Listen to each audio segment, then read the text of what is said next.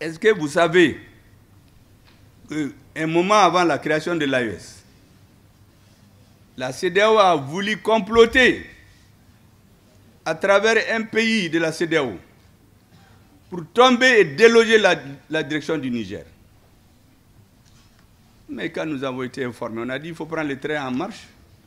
Nous, on va plus vite qu'eux. On a créé l'AES, on a lu en même temps qu'on est sorti de la CEDEAO. Je crois que beaucoup n'ont pas dormi. Parce qu'ils se sont dit, mais ces gens-là, de quoi ils sont capables? Nous, on veut aller faire la guerre, et ils sont sortis.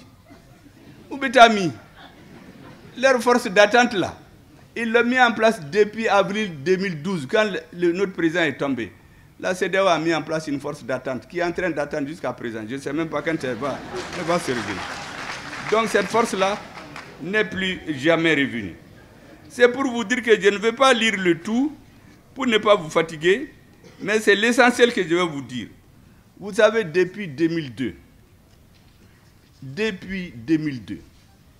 tous les discours que moi j'ai tenus sont archivés et sont sur YouTube.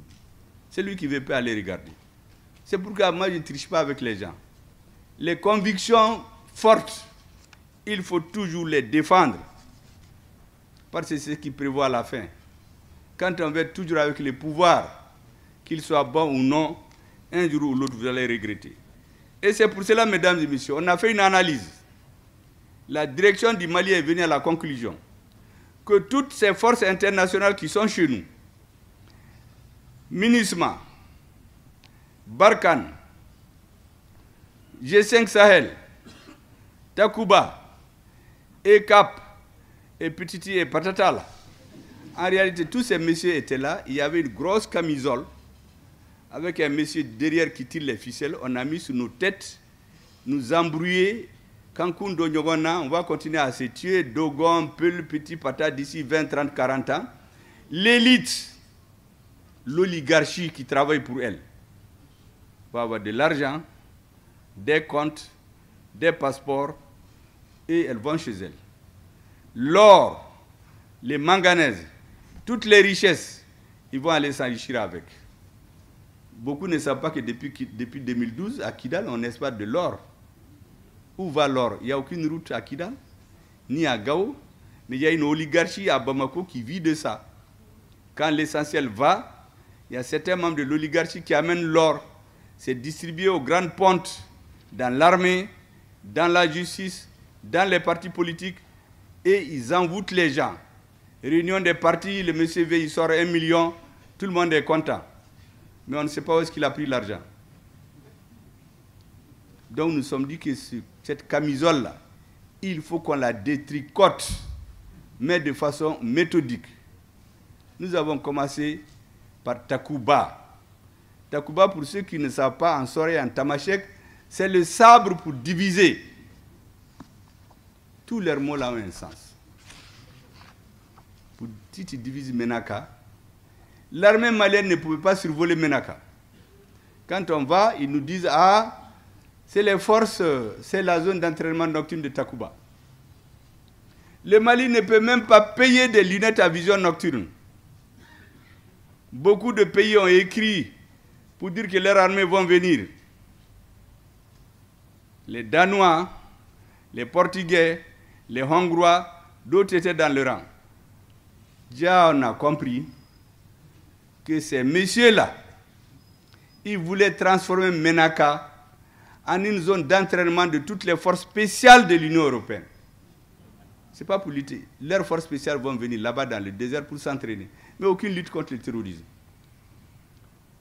On a gardé les papiers. Et puis les Danois ont pris leurs soldats, ils sont venus un jour parce que le Balabala leur a dit d'aller. Mais on a dit, mais qui vous a dit de venir? Quand c'est l'ancien président, Alain Trifleni, on dit, mais l'ancien président, il n'est plus là. Et puis même s'il était là, quand on décide d'aller en France, vous avez l'invitation de vos parents. Mais après, il faut un visa. C'est écrit dans le texte que les opérations militaires doivent être coordonnées avec l'armée malienne. Qui vous a dit de venir? Ils n'ont pas de papier, on leur a dit de rentrer chez eux. Les Balabala leur a dit de ne pas rentrer. Mais on a fait du bruit. Le Parlement danois leur a dit que mais si les gens ne veulent pas que vous ayez chez eux, il ne faut plus rester. Ils ont pris le bagage. Les autres ont dit que Koulou Retagni Tuguni Utena, Angobnaya Nini Tasoro. Takuba Sara Alaka Hinala.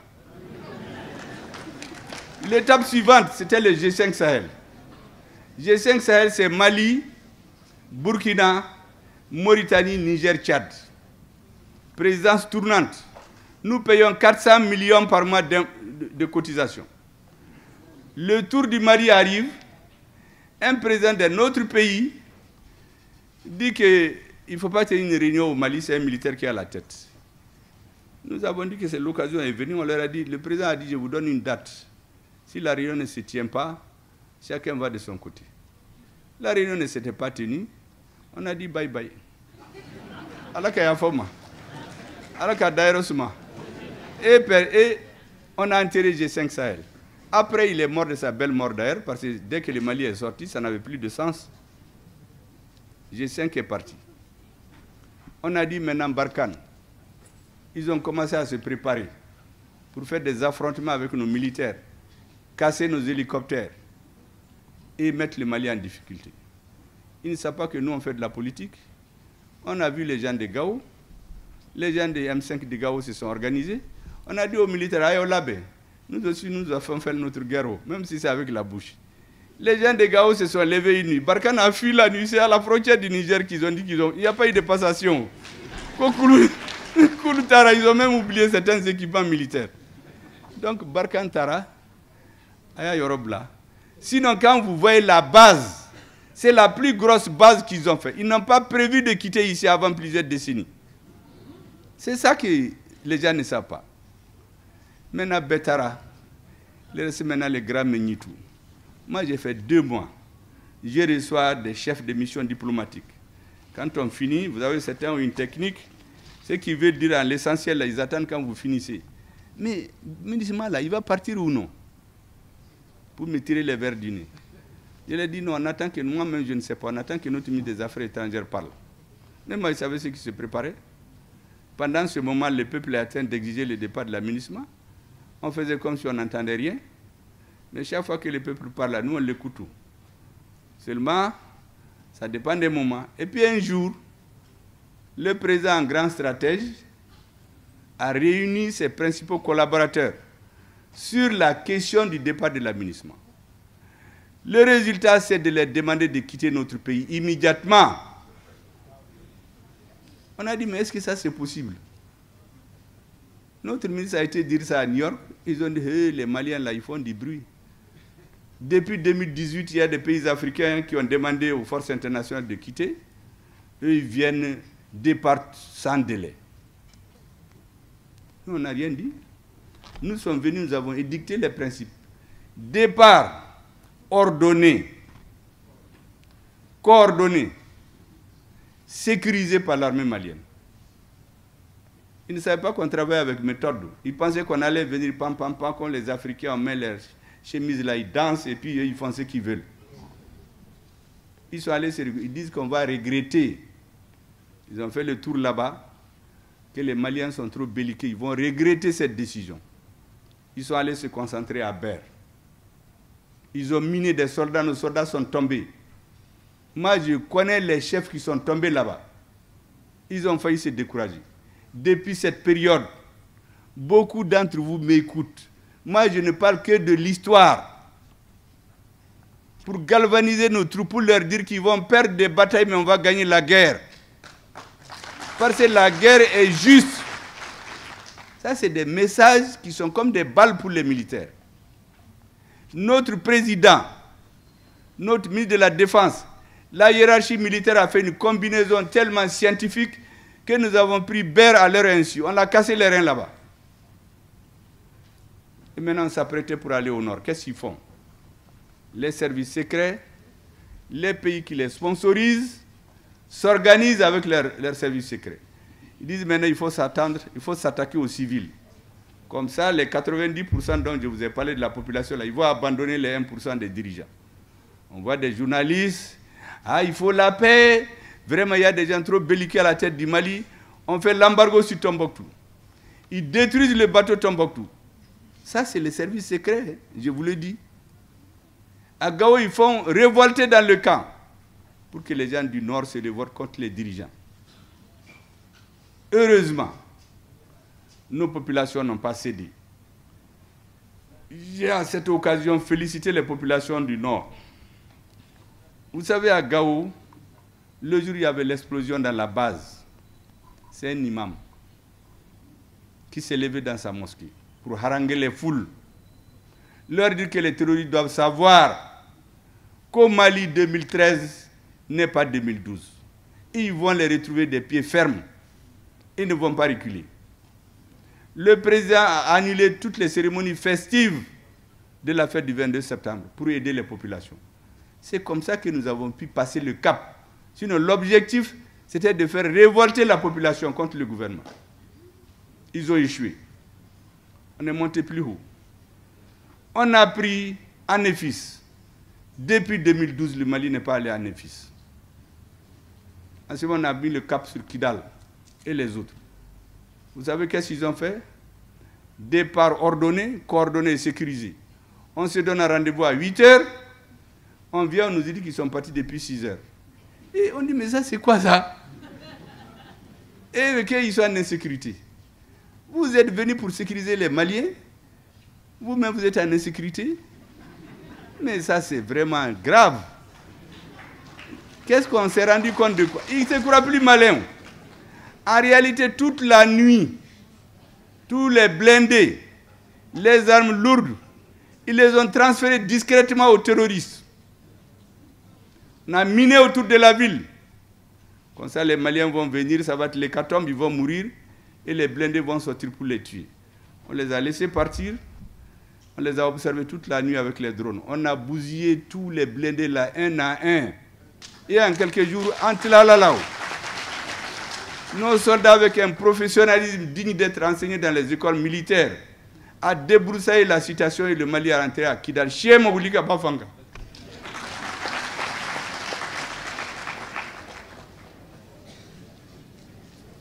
Après, nous sommes allés à Tessalit, à Gelhok, la ville martyre, où on a tué les Maliens. On l'a pris. En ce moment, nous nous sommes dit, on était dans la guerre. La guerre, c'est une minorité déterminée qui peut l'amener. C'était l'armée malienne et la haute direction du pays. Mais construire le Mali, c'est tout le monde. Construire la paix, c'est plus difficile. C'est en ce moment que le président a mis en place le comité intermalien, où nous devons tous nous parler, pour qu'aucun Malien ne se trouve encore exclu du Mali. Pendant qu'on était dans ça, les terroristes qui ont assumé les actes terroristes avec les services secrets étrangers, ils disent qu'ils s'appellent CSP. Ils vont dans les pays étrangers. Ils les retournent, ils viennent dans un pays voisin qui les héberge, qui crée une base pour eux et qui hypocritement dit qu'ils nous invitent. Nous avons dit accord là, accord d'Alger, accord de Ouagadougou, accord de Sicile, accord de Tougouni, accord de Kidal, accord de Menaka, accord de Gao, accord de Bintagungu, accord de Saboussiré, mais accord Chitese Kake, on ne fera plus d'accord encore hors du Mali. Lorsque cela a été dit, ils ont commencé à nous baga. J'ai dit que mais vous ne nous connaissez pas. Et en ce moment, qu'est-ce qu'on a fait? Ils ont pris les chefs militaires, aller à la frontière avec ce pays-là pour nous fatiguer. Nous sommes occupés d'eux, on les a envoyés au repos éternel, comme notre ministre de la Défense sait le dire. Et dès que ça s'est fait, ils ont décidé de passer aux menaces, nous inviter. Et qu'est-ce qu'on fait? On commence d'abord par accueillir sans concertation ni notification préalable au plus haut sommet de l'État algérien des citoyens maliens subversifs et des Maliens poursuivis par la justice de d'autres pays pour actes de terrorisme. Donc tous ces terroristes-là, et certains dont ils pensent qu'on a peur d'eux, ils les invitent là-bas, le président les reçoit, on montre à la télé pour nous impressionner. Nous, on ne peut plus être impressionnés par des images comme ça. D'ailleurs, récemment, je crois que j'ai vu des exercices militaires à la frontière du Mali. J'ai dit, mais ça, c'est la danse des diables. Nous ne cherchons pas à menacer quelqu'un. Nous sommes un pays pacifique, mais nous voulons qu'on nous respecte. Et d'ailleurs, les Maliens ont décidé, sur l'impulsion du président, d'inscrire en lettres d'or dans leur constitution, à l'article 34, que désormais, n'importe qui veut collaborer avec le Mali, tu es obligé de respecter les 3 principes. Respecter la souveraineté du Mali, respecter les choix stratégiques du Mali, respecter les intérêts du Mali. C'est dans la Constitution. Article 34. À partir de ça, nous avons dit maintenant, tous ceux qui ne sont pas dans cette logique-là, nous ne pouvons plus nous convenir. Parce qu'il faut respecter la Constitution de chaque pays. Et mesdames et messieurs, ces terroristes-là qui sont organisés dans ces pays, on leur a fait des bureaux, ils agissent à visage découvert contre la sécurité nationale du Mali en toute impunité. La volonté des autorités algériennes de vouloir maintenir le régime des sanctions des Nations Unies concernant le Mali. Au cours du sommet des non-alignés s'est tenu à Ouaga le mois dernier, l'Algérie a voulu maintenir le régime des sanctions de l'ONU, alors que tout le monde a demandé de lever. Quand ils se sont opposés, c'est notre partenaire stratégique qui a posé son veto. Et on a renvoyé dans l'air ces fameuses et maudites sanctions. Les sanctions ont été levées grâce au veto de la Russie. Mais qu'est-ce que l'Algérie a à voir à maintenir des sanctions contre le Mali? Alors que vous dites que vous êtes un pays ami. Mais nous ne sommes pas bêtes. Le manque de volonté des mouvements signataires à mettre en œuvre l'accord a entraîné l'enlisement puis l'affaiblissement de l'accord dont les dividendes ne profitaient plus à la paix ni aux populations du Nord. Vous savez ceux qui organisent tout ça. Mais ils ont des palais à Bamako. Il y en a qui ont 2 piscines. Leurs enfants sont dans les grandes écoles. Mais à Kidal, à Tombouctou, à Gao, partout au Mali, il n'y a plus d'école. Ils ont 2-3 passeports. Quand ils veulent, ils vont à Paris, ils vont à Washington. Les enfants des autres, eux, ils meurent. Ce n'est pas leur problème. Le Mali a placé une confiance aveugle à la communauté internationale. Cette confiance n'a produit que des effets estompés. Le Mali a été trahi en réalité de bonne foi. Imaginez-vous, des soldats qui vont à la retraite, qu'on arrive à récupérer, et on vient nous dire qu'ils vont rentrer dans notre armée, ils vont être des généraux. Mais nos généraux qui se sont battus, qui ont usé les fonds de leurs culottes, qui ont fait le corps à corps pour être généraux. Comment un soldat qui n'a pas pu atteindre les grades pendant qu'il était dans l'armée, tu vas à la retraite et tu vas aller avec les terroristes et tu veux venir rentrer dans l'armée malienne. Mais nous avons dit que nous ne sommes plus dans ça. Ça, c'est terminé. Cette époque-là est révolue à jamais. Personne ne rentrera plus dans l'armée si vous ne l'avez pas mérité, si vous n'avez pas l'accord des chefs militaires. Avant, c'est les politiciens qui s'asseyaient dans une salle, ils faisaient des carreaux, mais X, Ablema, Kanyi, Fima, Mani. Et puis...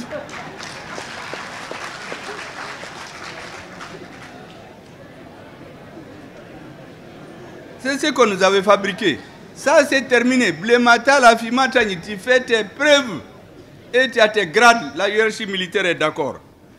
Maintenant, mesdames, messieurs, c'est pour toutes ces décisions que nous avons dit que l'Algérie est sortie de son rôle.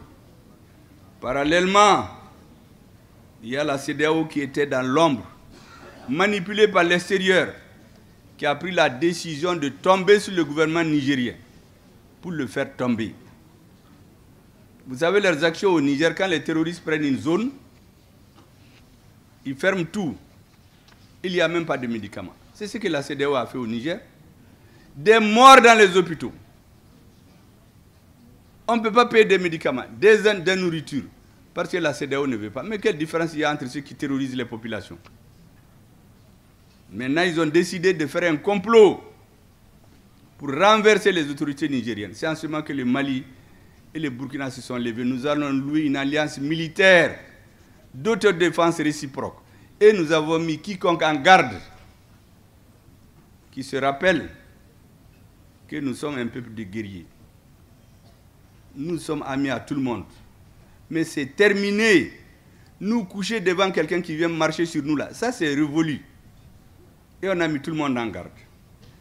Et quand certains ont voulu insister, nous avons dit qu'au-delà de l'alliance militaire, nous allons faire une alliance politique. Et on a décidé de sortir sans délai de la CEDEAO pour donner tout son sens à la création de l'AES qui a été décidée plus tôt. Parce que la CEDEAO était devenue une menace pour nos pays. C'est dans ces conditions que nous avons décidé de quitter. Et quand on a décidé de quitter, nos présidents ont tenu chacun son discours. Ces discours, je demande à la jeunesse, il faut les lire. Parce que ces dirigeants, leurs caractéristiques qui ne parlent pas beaucoup, ce sont des militaires. Le nôtre, il a fait presque la moitié de sa vie sur le terrain des opérations. Le ministre de la Défense, plus de la moitié sur le terrain des opérations. Le président du Conseil national du CNT, plus de la moitié de sa vie sur le théâtre des opérations. Le directeur des services de sécurité, plus de la moitié sur le théâtre des opérations. Donc c'est des hommes d'action. Ils n'ont pas peur de la mort. Mais il faut qu'ils aient des partenaires avec le peuple pour éclairer la route. Ils ont montré la voie. Au Burkina, la même chose. Au Niger, la même chose. Il appartient aux politiques, aux intellectuels, de théoriser leur conception et lui donner forme pour que demain, si pour une raison ou une autre, ils ne sont pas au pouvoir, cet héritage-là ne tombe pas. Qu'on sache que c'est dans la continuité qu'une nation se construit. Il ne s'agit pas de tenir des bons discours, une saison et puis c'est pas. On doit dans 10 ans demander à quelqu'un, qu'est-ce qu'Assimi Goïta a dit au moment où vous votez de la CEDEAO? Il doit vous dire l'essentiel. Vous avez écouté Assimi Goïta? Il dit que c'est on l'a téléphoné de l'extérieur pour lui dire, hey, on va te nommer un président, un premier ministre, un président de l'Assemblée. Il dit, ah bon? Très sérieusement, hein? Il dit aux gens, bon, président, qu'on est Beka ici, ça. Maintenant, le reste, là, on verra. Le président du Niger, il nous dit que le jour où il y avait la crise au Niger, il y a un pays européen qui a voulu les appeler pour intervenir. Est-ce que vous savez que c'est le président français qui a appelé le monsieur? Il dit, mais le Niger, là, ce n'est pas pour vous. Il ne faut pas parler avec eux. Le Niger, c'est pour la France. Entre des États qui sont tous de l'Union européenne. Et puis l'autre s'est tué. Coup bagabaga. Les bagabaga là, ça peut marcher ailleurs. Nous là, c'est terminé. Il n'y a plus ça chez nous. Bon, quand dans un État, vous savez que les militaires là, ils sont tellement discrets. Notre président n'a pas donné les noms des 4 personnes là qui devaient être président, premier ministre. Ils sont là, moi je les connais pratiquement. Il ne m'a pas dit, mais je les connais. Parce qu'en réalité, ils ont leurs gens ici. Le Niger aussi n'a pas dit le nom du pays, mais je connais le pays. Mais vous imaginez, nous étions des choses de quelqu'un. Ce n'était pas des pays, hein, c'est leurs choses. Même quand vous voulez parler avec nous, ils vous disent que vous ne pouvez pas. Vous savez que moi, j'ai été dans une mission à l'extérieur, dans un pays. Vous savez ce qu'ils m'ont dit? Il y a un prince que j'ai rencontré. Je lui ai dit que, tu sais, nous, moi, je suis venu chez vous, sinon dans notre population, on pense que vous êtes les amis des Français. Ah, il me dit, tu sais, nous, on nous a dit que pour parler aux Africains, là, il faut passer par eux. C'est-à-dire, quand tu veux parler au Mali, là, tu vas dans ces pays-là. S'ils veulent parler au Mali, il faut qu'ils aillent à Paris pour qu'on leur dise comment il faut parler aux Maliens. Parce que le Mali, c'est la chose des Français. Vous imaginez dans quel état on était? Et tous ces dirigeants que vous voyez cravatés, ils font du gros français dans les avions, ils étaient tous là-dedans. Abbé, des vauriens qui font des années là-bas à échouer dans les classes. Ils vont dans les bibliothèques pour étudier les formules latines, là, venus nous impressionner. Ah, mais tu vas pour Kafode, Kassoro Foy. Il y a Foy, il ne peut pas leur dire non. Si on leur dit de s'asseoir, ils s'assoient. On leur dit de se lever, ils se lèvent. Quand il vient en Afrique, il fait du bruit. Quand on va là-bas, on le tape sur les épaules. Ça, ce n'est pas des présidents. Ces présidents-là, c'est fini au Mali. C'est pour mettre fin à ce système-là. qu'on essaie de diaboliser nos présidents. Et vous ne devez pas accepter. Si ces présidents, par l'âge, par décision personnelle, ne sont pas là demain, le flambeau, vous devez le tenir. Les jeunes, les filles, une nouvelle race d'hommes politiques pour libérer l'Afrique définitivement